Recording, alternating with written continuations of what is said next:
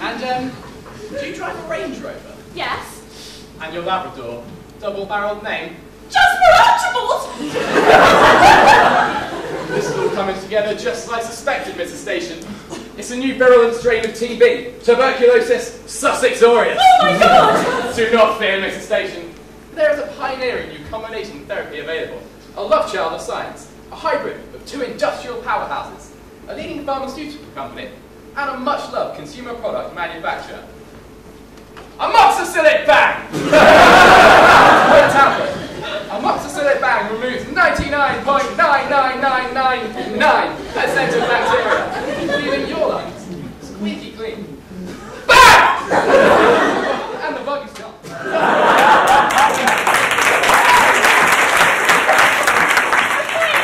I'll take it.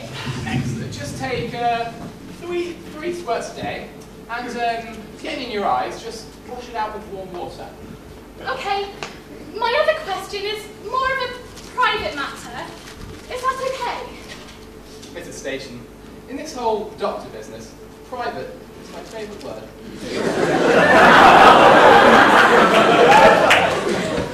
I fear I may be pregnant.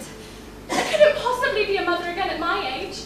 The gossip at the WI meetings would be unbearable. The home pregnancy test I did was negative, but I came here just to find out for sure, really. Mrs. Station, Jess, can I call you Jess? I'll just grab the text. Now, I'm going to show you a series of images. Just let me know how they make you feel.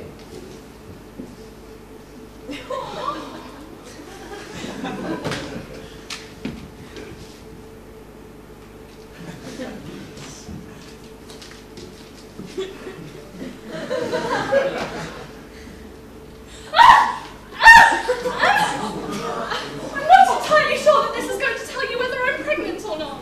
Well, we could do a 100% accurate ultrasound test. That will be £100. Yes, of course. Right away.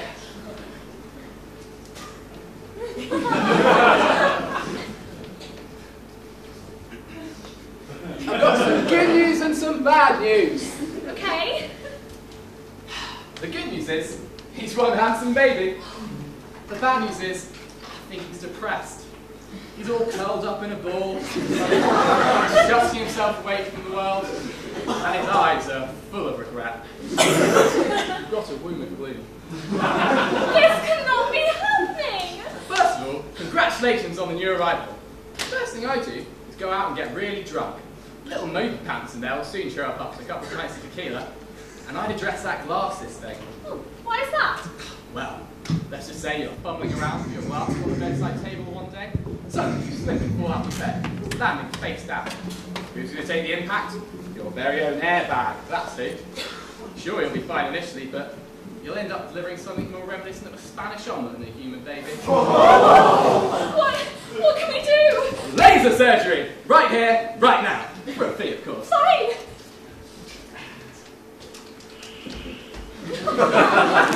You do know what you're doing, yeah? Jess, you should see my high score. 3,020. I was champion in all of Brighton one of this Christmas party. Now, if you have any valuables on you, just place them here on the table in front of me. This high-power laser technology has a tendency to vaporise anything worth upwards of about 20 quid. Look back.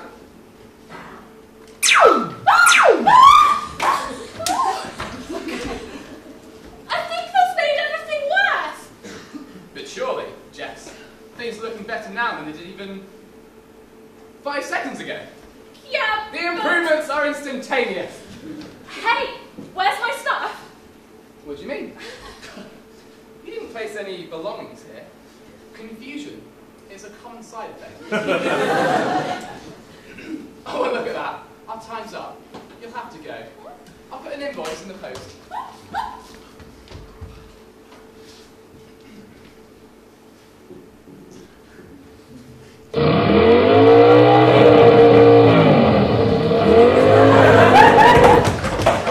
This is Matt from BBC Revue Doctors. You, Dr. Poff, have been scanning the vulnerable, the gullible, and the downright stupid for many years. Explain yourself.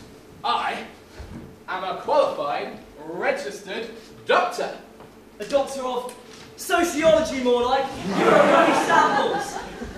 Oh, shit! Well, he's scarpered.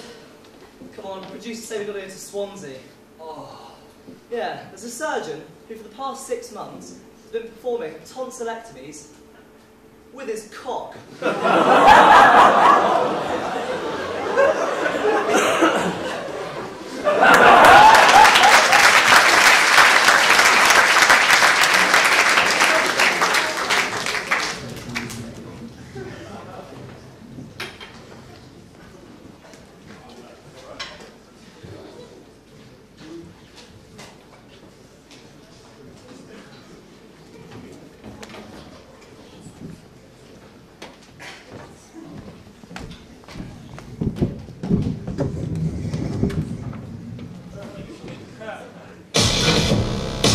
Next, find a landmark between the nipples and begin chest compressions.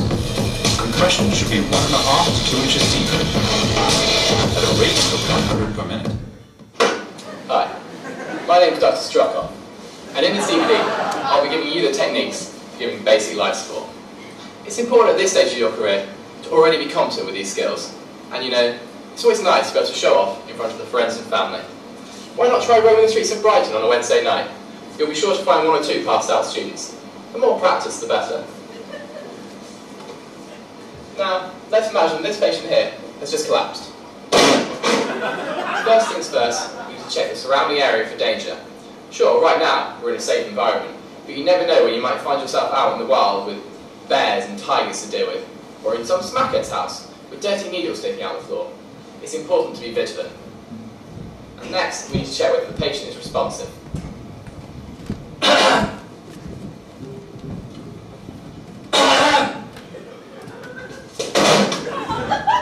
Doesn't look like it.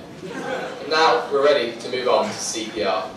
And for this, I like to remember the acronym A, B, C, D. First, A. And this is for appearance. Since our patient is unconscious and has no way of communicating with us, we'll have to judge them based on their appearance alone. For this, there are 2 key things to remember. Number 1, do they look a bit northern? Because if they do, I don't know about you, but fuck off my putting my mouth anywhere near theirs. Number 2, if they're female, are they fit? And if they are boys, and you get as far as chest compressions, you can definitely count that as getting to second base. Next we move on to B, and this is for breath. The last thing you want is for halfway through CPR, your patient to wake up and smell the intoxicating fumes on your breath from last night's antics. And for this, I like to carry a first aid kit with a pack of these at all times. C is for clubbing. We look for signs of clubbing in the hands. Unfortunately, this patient doesn't have any hands, but here are the sort of things you'd be looking for. Medtalk discount wristband, VIP stamp, and chip nail varnish. If you see these signs of clubbing, it probably means the patient fell unconscious whilst on a night out clubbing with their friends, which probably means it's their own fault they're unconscious, so don't worry too much about saving them. And finally, D. This is for don't forget to make a scene. As you may know, CPR doesn't really work. The reason we do it is to make sure people know that we're doctors, even when we're not at work. This ensures those less neurologically endowed laymen don't get the impression that they're as good as us. They're not. I think now we're ready for rescue breaths. Oh, this one looks like a bit of a pikey. I better take some extra safety precautions.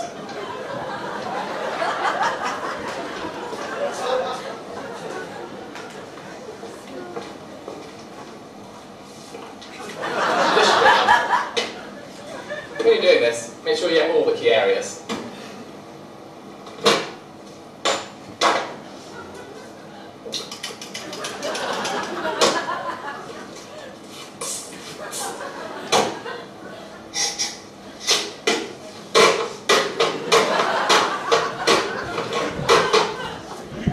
Now give 2 large rescue breaths, one after another.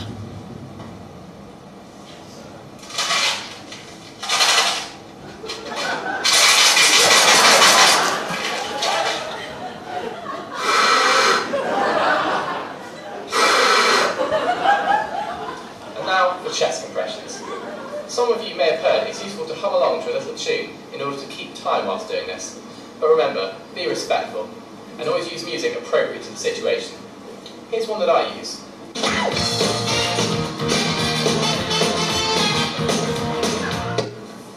And now for the really important bit. It's time to dial 999. This will get some paramedics on scene, who, unlike myself, will actually be able to help this poor chap. And you'll need to get your phone out anyway, in order to take a photo, or a short video, of your collapsed patient.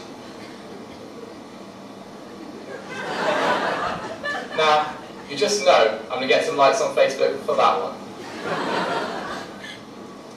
If you can follow the advice in this DVD, you'll be well equipped to deal with a collapsed patient. But you know, don't worry too much at this stage if not. If you do see a collapsed patient and you don't really fancy it, you could always just walk on by. I mean, who's going to tell anyone? He's certainly not. That concludes this DVD. It's goodbye from me, and goodbye for him.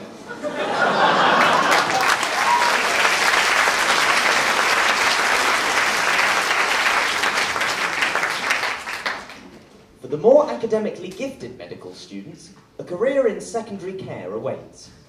It's a bit like being a GP, but you get paid less, and you actually have to know stuff. Working in emergency medicine can be really fulfilling, for starters, unlike in primary care, and the patients actually have something wrong with them. Who could resist the night shifts, the aggressive clientele on a Friday night, and of course, the constant lingering smell of shit in the hospital? It does, however, have its downside. Such a demanding job can put a strain on a doctor's personal life. Dr. Stevens, Mrs. Cartwright is complaining of breathlessness again. And I know you're snowed under, but all the other doctors watching the Ryder Cup, and I daren't disturb them. Okay, fine. Whereabouts is she again? Well, she's usually on the respiratory ward, but she popped out for a fag and she couldn't be bothered to take her oxygen with her, so now she's passed out on the floor in the cafe downstairs. Well, that's just fantastic. Now I'm going to be late home again, all because some idiot read in the Daily Mail that a fag a day keeps arthritis away, or something equally enlightening.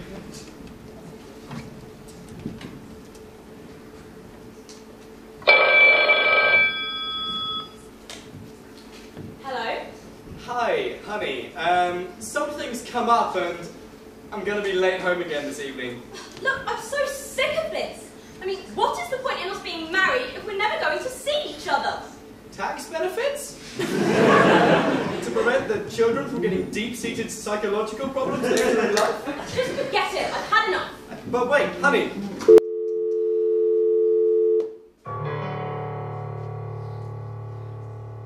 Now I have no time for my wife. No, I never see her anymore. And I hoped we'd pull through, but our divorce, so it knew.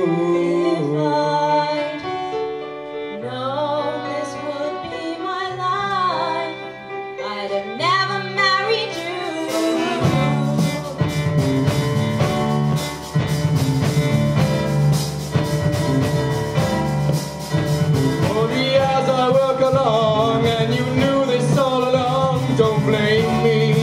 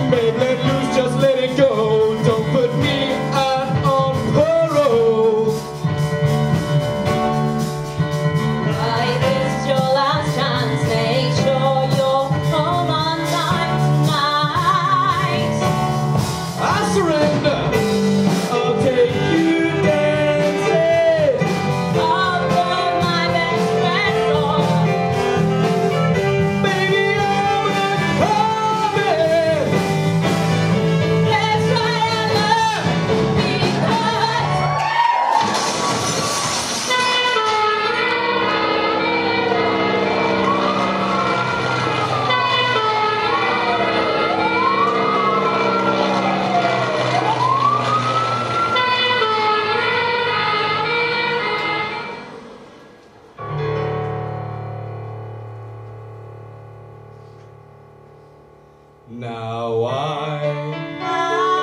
have more time for my wife. I'm sorry I've been such a pain. Never felt such pain. But at least I can give these straight to you. I have more time for my wife. It only took some broken bones, which will heal and your wounds. Give me some decent time with you.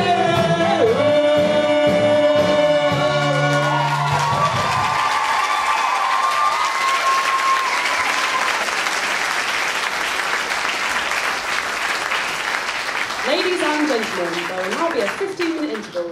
Please keep Kelly Valance away from the bar.